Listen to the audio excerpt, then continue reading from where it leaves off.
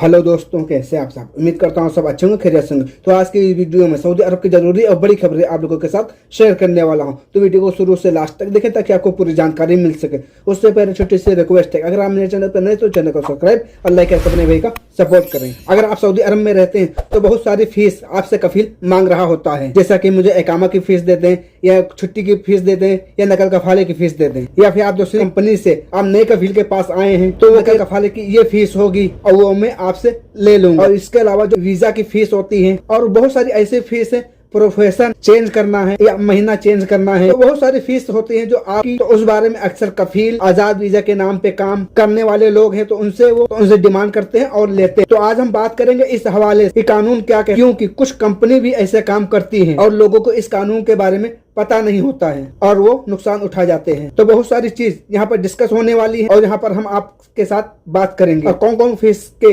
जिम्मेदार आपके कफील कंपनी होते हैं और कौन सी फीस होती है जो इसके जिम्मेदार आप होते हैं, आपको अपनी जेब से पे करने होते हैं। और इसी तरीके से जुर्माने की फीस कहाँ कहाँ पे आपको पे करने पड़ती हैं। तो बहुत सारी चीजें यहाँ पर डिस्कस होने वाली है। तो सबसे पहली अपडेट, तो सबसे पहले मैं बात करने वाला हूँ लेबर लॉ आर्टिकल 40 में जो लिखा हुआ है, जितने भी आपके रेगुलेटिंग के लिए चार्जेस हैं और आपका नया वीजा स्टैम्प हो रहा होता है और उसके जितने भी चार्जेस होते हैं तो उसका जिम्मेदार आपका कफील या कंपनी होती है। यानी आप अपने मुल्क में बैठे हुए हैं और यहाँ का वीजा का जितना भी प्रोसेस है हो रहा होता है तो जिसका जिम्मेदार कफील या कंपनी आपका होती है, जिसके पास आप जाने वाले हैं, उसकी जिम्मेदारी होती है कानूनन। लेकिन अपने मुल्क में हालात है, एजेंट का जो सिस्टम है और वहाँ पे लोग परेशान भी होते हैं, ज्यादा उनके पास रोजगार ना होना, कारोबार ना होना, और इसी तरह एजेंट भी इन लोगों को सिखा दिया है कफील या कंपनी होती है, पैसा खाना और वीजा देना और फिर इनसे काम भी करवाना, तो वो सीख चुके हैं। तो यहाँ पर यह बताया गया कानून के हिसाब से कफील या कंपनी जो है जहाँ ये वीजा जो इशू करता है, प्रोसेस करता है, ये सारी जिम्मेदार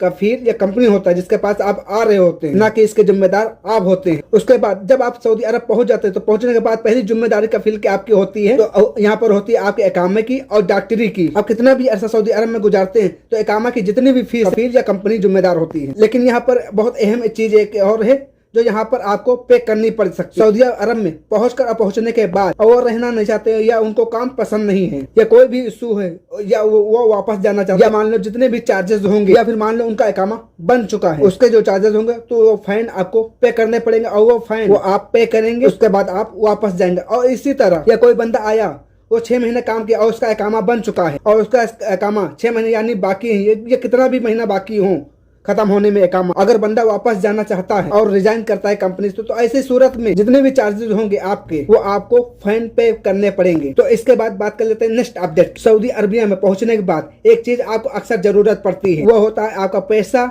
यानी आपका प्रोफेशनल, यानी आपका महीना इकामा, यानी आपको महीना चेंज करना। तो ऐसी सूरत में आपका मौजूदा कफील या कंपनी के जुम्मे जो चार्जेस होते हैं वो उसको पे करनी पड़ती है। और ये अक्सर ये सब बातें लोगों को नहीं पता होते हैं, बहुत कम लोगों को पता होते हैं, 100 में 1-2% लोगों को ये चीजें पता होती हैं और वो लोग यही समझते हैं कि इकामा चेंज करवाने में ये फीस आपको ही पे करने पड़ती है। ऐसा नहीं होता, ये कफील या कंपनी को पे करने पड़ते हैं। और उसके बाद वक्त आ जाता है आपकी छुट्टी की, उसकी छुट्टी की जो फीस होती है तो उसके बाद आपके कफील या कंपनी ही जिम्मेदार होती है। अगर वो पे नहीं करते हैं और आपसे डिमांड करते हैं, ऐसी सूरत में आप उनसे डिमांड कर सकते हैं। यहीं पर बताया जा रहा है, अगर आपसे फीस की डिमांड करी जा रही है, आपको कोशिश यही करनी है, आपके इकामे की फीस पे हो रही है, आपके प्रोफेशन की फीस पे हो रही है या फिर आपकी छुट्टी की फीस पे हो रही है, तो आप रकम सद्दात लेके अपने कफील या कंपनी से खुद अपने बैंक अकाउंट से पेमेंट करें। तो यहाँ पर बताया जा रहा है, अगर आप खुद अपने अकाउंट से पेमेंट करते हैं तो आपके पास प्रूफ रहता है। अगर आने वाले वक्त में कफील या कंपनी तो आपके खिलाफ अगर कोई ऐसा एक्शन लेते हैं कानूनी तरीके से या फिर आपके ऊपर किसी तरीके का दबाव बनाते हैं या फिर आपका पैसा मारने की कोशिश करते हैं, तो ऐसी सूरत में आपके पास पुराने रिकॉर्ड